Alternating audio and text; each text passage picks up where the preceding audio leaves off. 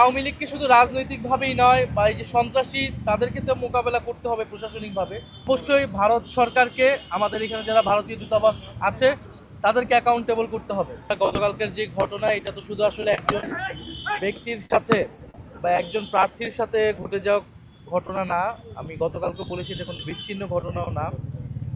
এটা আওয়ামী লীগ যেই ষড়যন্ত্র ছক আঁকছে নির্বাচনকে ঘিরে সেটার একটা শুরু বলা যেতে পারে।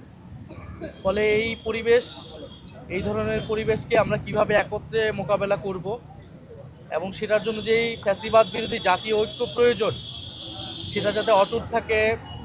আমরা জানি নির্বাচনের রাজনীতিতে আমরা প্রতিদ্বন্দ্বিতা করব, একে অন্যের বিরুদ্ধে হয়তো বলবো, কিন্তু সেটা যাতে কখনোই একটা সীমাকে অতিক্রম না করে এবং আওয়ামী লীগকে যাতে কোনো সুযোগ সুবিধা করে না দেয়, এই ব্যাপারে আমরা সকলেই ঐক্যমত পোষণ করেছি। এবং জুলাই গণ অভ্যুত্থানকে যেভাবে পরিকল্পিতভাবে ভিলিফাই করা হচ্ছে মিডিয়া থেকে শুরু করে বিভিন্ন জায়গায় টকশোর মাধ্যমে, আওয়ামী লীগকে রাজনীতির মাঠে আসার একটা স্বাভাবিকীকরণ প্রক্রিয়া, একটা নর্মালাইজিং প্রসেস আমরা দেখতে পাচ্ছি। বিশ্ববিদ্যালয়গুলোতে দেখছি আওয়ামীপন্থী শিক্ষকরা গোপন মিটিং করার সুযোগ পাচ্ছে। আমরা কোর্ট পাড়ায় দেখতে পাচ্ছি যে জয় বাংলা স্লোগান হচ্ছে। আমরা টকশোতে দেখছি এরকম আওয়ামীপন্থী বুদ্ধিজীবীরা আসছে। আমরা ভোটের মাঠে দেখছি যে জাতীয় পার্টিকে প্রস্তুত করা হচ্ছে। ফলে এই যে একটা সম্মিলন আমরা দেখতে পাচ্ছি, এটা একটা পরিকল্পিত আয়োজন আওয়ামী লীগকে রাজনীতির মাঠে পুনর্বাসিত করার। এবং আওয়ামী লীগ বুদ্ধিজীবী, সাংবাদিক, সাংস্কৃতিক কর্মী নানা নামে কিন্তু আওয়ামী লীগ সমাজে কথা বলার চেষ্টা করছে, কাজ করছে।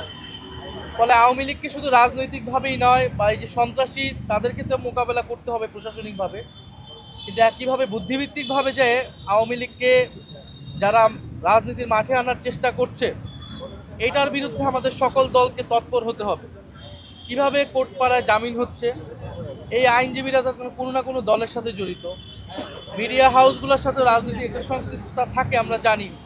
ফলে সব দলকেই এই ভূমিকা নিতে হবে। আমরা আমাদের জায়গা থেকে সেটা বলেছি। আমরা সর্বাত্মকভাবে সেই জাতীয় ঐক্য ধরে রাখতে আমরা কাজ করব, আমরা সহযোগিতা করব। এবং প্রধান উপদেষ্টাকে আমরা বলেছি যে সরকারকে আরও কঠোর হতে হবে, নির্বাচন কমিশনের উপর সেই আস্থাটা থাকতে হবে যাতে তারা সবাইকে নিরাপত্তা দিতে পারে। এবং অবশ্যই ওসমান হাদির যারা হত্যা চেষ্টা জড়িত আমরা তাদেরকে তো অবিলম্বে আজকের মধ্যে আমরা গ্রেফতার চেয়েছি। এবং শুধু তারাই নয়, বরং এই যে পরিকল্পনার সাথে যারা জড়িত তাদেরকেও যাতে সরকার কঠোর ব্যবস্থা নেয় আওয়ামী লীগের বিরুদ্ধে। এবং আমাদের আরেকটা জিনিস মনে রাখতে হবে যে আওয়ামী লীগ এই সকল পরিকল্পনা করতেছে দিল্লিতে বসে। ফলে ভারত সরকারের প্রত্যক্ষ বা পরোক্ষ মদত ছাড়া আওয়ামী লীগ এই ধরনের পরিকল্পনা করতে পারে না। এই ধরনের তৎপরতা, জঙ্গি তৎপরতা তারা করতেছে। ফলে অবশ্যই ভারত সরকারকে আমাদের এখানে যারা ভারতীয় দূতাবাস আছে তাদেরকে অ্যাকাউন্টেবল করতে হবে।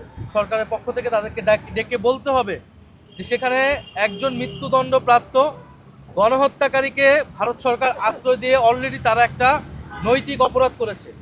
এখন তারা বাংলাদেশকে অস্থিতিশীল করার জন্য সেই আওয়ামী লীগকে তারা সহায়তা করতেছে। আমরা দেখেছি 5ই আগস্টের আগে ভারত আওয়ামী লীগকে প্রত্যক্ষ পরোক্ষভাবে সহায়তা করেছে, অবৈধভাবে ক্ষমতায় টিকে থাকতে সহযোগিতা করেছে, বাংলাদেশের রাজনীতিতে সবসময় হস্তক্ষেপ করেছে।